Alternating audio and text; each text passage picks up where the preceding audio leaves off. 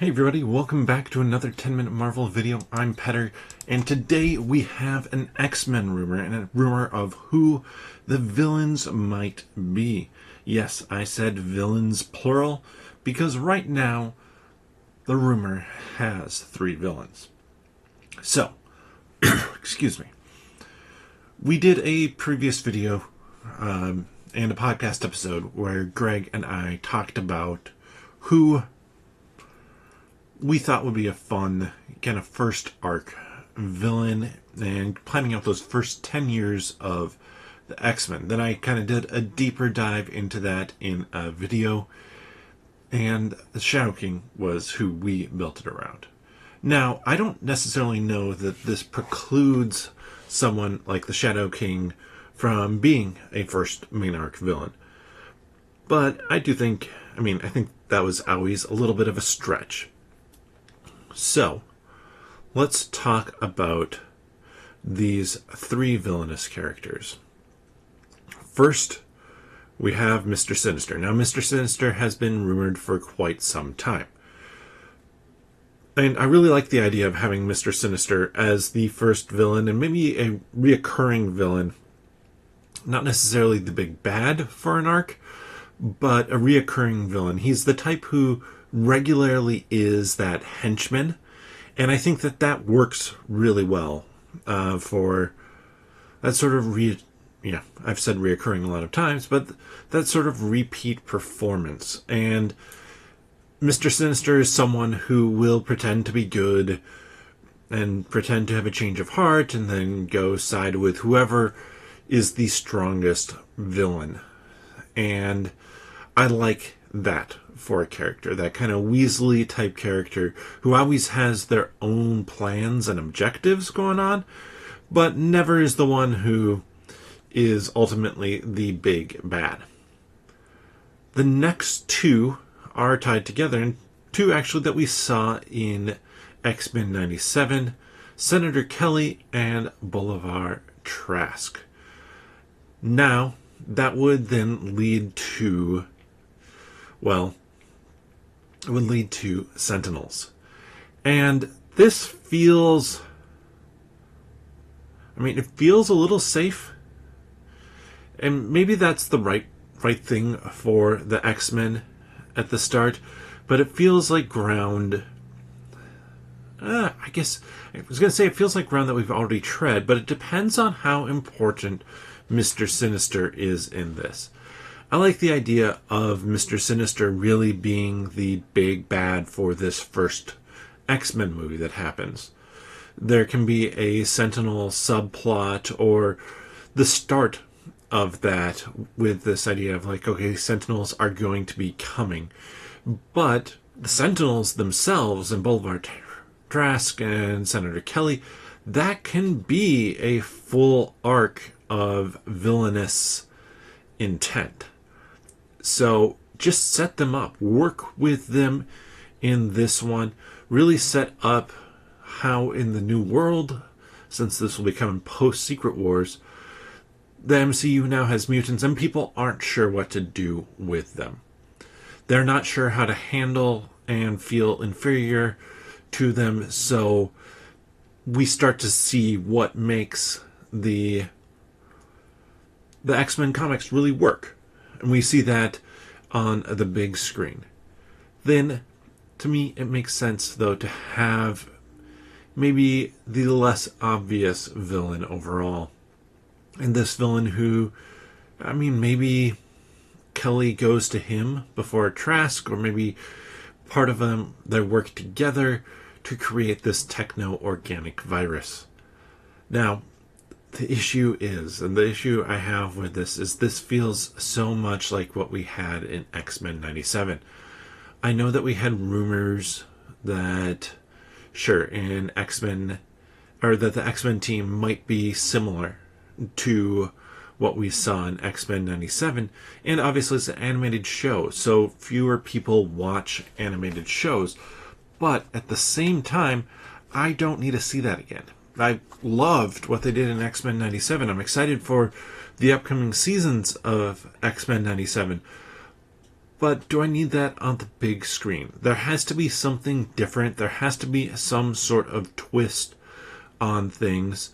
And it can't be necessarily leading into Apocalypse or Bastion or Nimrod, like the way that we kind of have seen in the animated X-Men series and X-Men 97. There has to be, you have to lead me into something else that feels a little bit different. And maybe it leans into, say, Forge and time travel, which is a fairly complex thing, but the idea of saving the future, that could be intriguing. Kind of redo a Days of Future Past, but do it over multiple movies. That could work, and I think that works well with the various villains, because now you have to try and stop Trask and Kelly before the events unfold like they're supposed to. So that to me could work, especially then if you have maybe your Mr. Sinister. I mean, if he clones himself, that'd be great. Get the 4 different versions.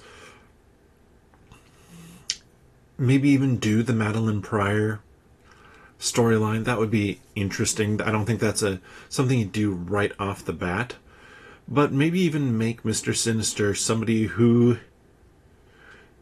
seems fairly benign to start. Like, he's just interested in mutants. And it's not truly an understanding of what he's after that's going on.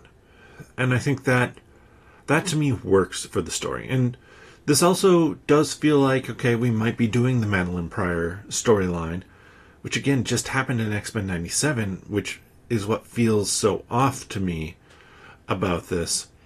But the rumors are that the main focus of the X-Men is going to be Cyclops, Jean Grey, and Charles.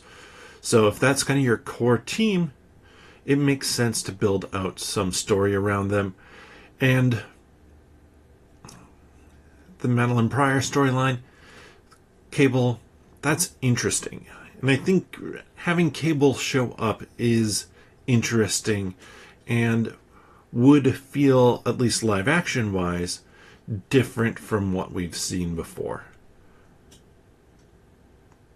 So, those are just kind of my early reactions to this. But I will admit, when Greg and I were going through the different options for villains, especially kind of that first arc villain, it is tricky to come up with some options that haven't been done. Or, I mean, X-Men 97 is a great example. We got a lot of different characters in there with Trask, Kelly, Magneto, Sinister, Apocalypse, Bastion, all being in there. And that's just a ton in there. So who are the big villains who could be dealt with?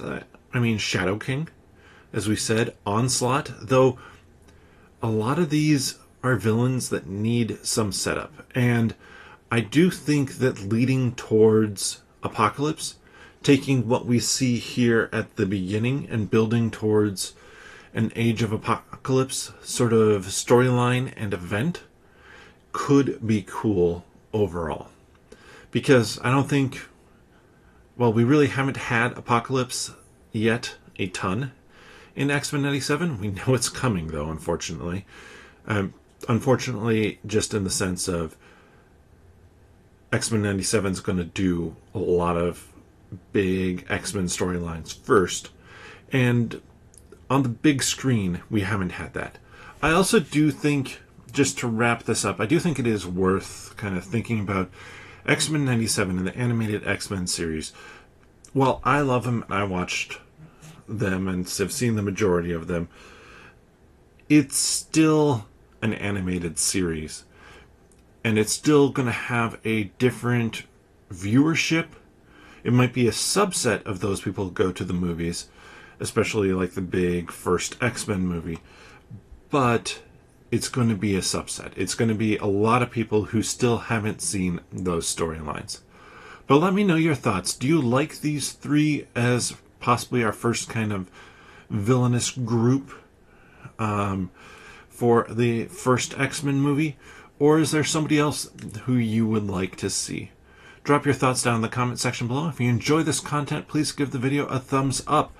And check out our podcast, 10 Minute Marvel. We're going to be talking about this as well as all the rest of the news and rumors that we didn't get to last week because we took it off on the 10 Minute Marvel podcast. You can find the podcast here on YouTube. Click onto the channel, subscribe, and click that notification bell if you haven't already.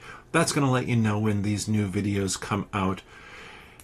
And then click on the podcast tab. Or you can search for 10 Minute Marvel wherever you get your friendly neighborhood podcasts from. But with that, we'll see you next time.